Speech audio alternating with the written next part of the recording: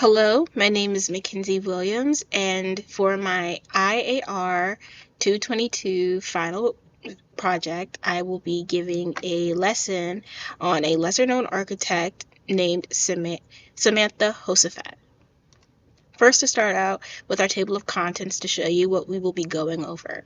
First, we will start with our intro, then we will move on to her earlier stages of life, her achievements, her studio, her projects, and her next steps, and then I will finally show you all of my cited work.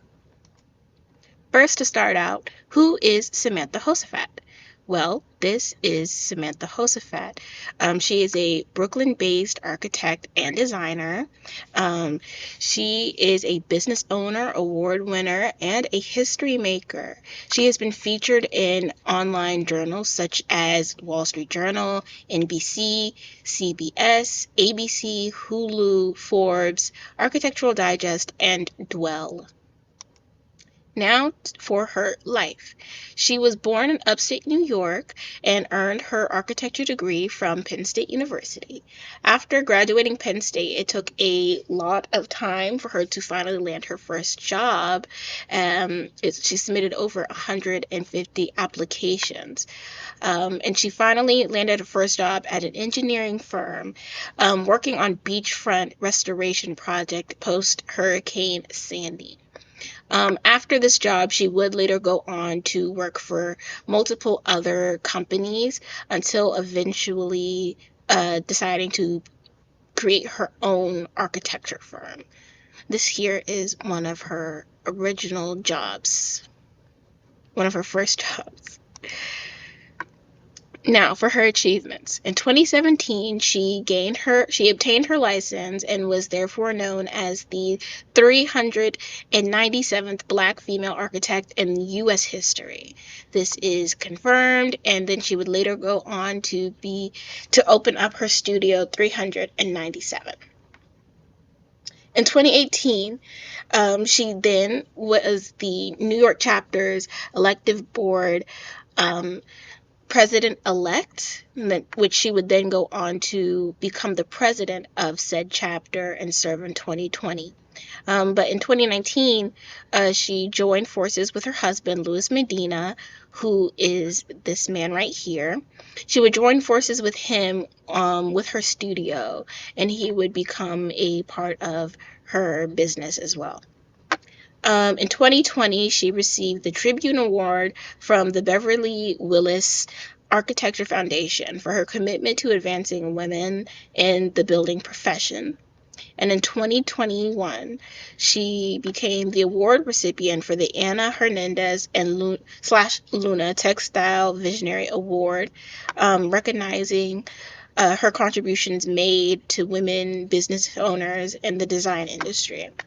And finally, in 2022, she was elected as a fellow for the Civita Institute Design Climate Action Fellowship and was awarded the Penn State College of Arts and Architecture Alumni Award.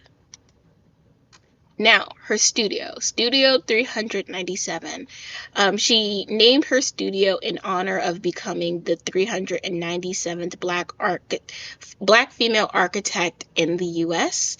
And she created the studio as a way to bridge the gap in architecture for race, diversity, and culture.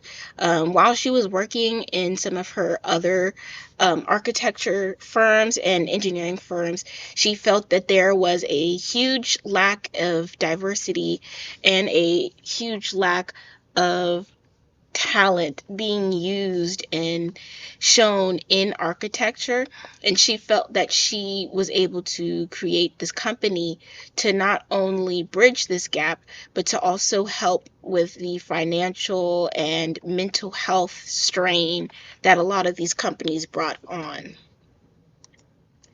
Now, for the projects of this company, we'll start with some of the residential projects she's done. So here is this vacation home where she restored this old vacation home and made it more modern, more sleek, Here in the client's goal, they wanted them to just renovate it, keep it aligned with the rest of the neighborhood, as it was built by their grandfather. And so they wanted it to still have some memory to it.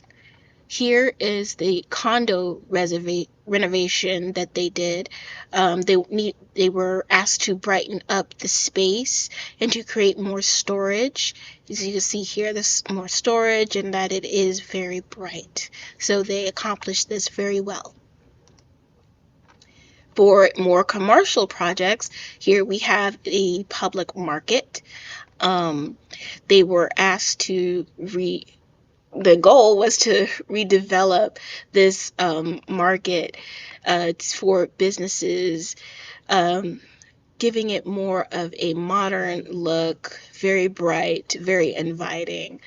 And this is located in Brooklyn. All of these are located within the New York, Brooklyn area, as she is a Brooklyn-based architect. Here we have the Hudson Yards Corporate Interiors. They were asked to they were working collaboratively with another architecture firm to reallocate the NYC and HQ offices of the Hudson Yards. And so here, this is the final product of what they were able to come up with. And it looks very nice, very modern, uses lots of material and texture, while still having bright pops of color. Now, for her next steps, currently they are working to transform the Penn Station, which is located in New York. And the reason why they are renovating this space is because there is currently not enough space to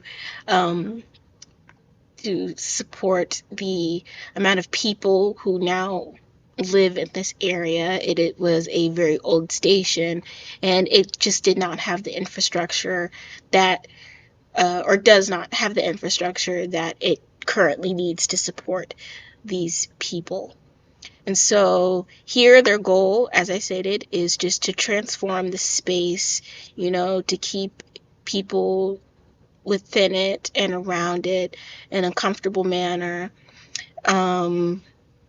And so, yes, this is what she is currently, and her team is currently working on, in collaboration with another architecture firm, I believe.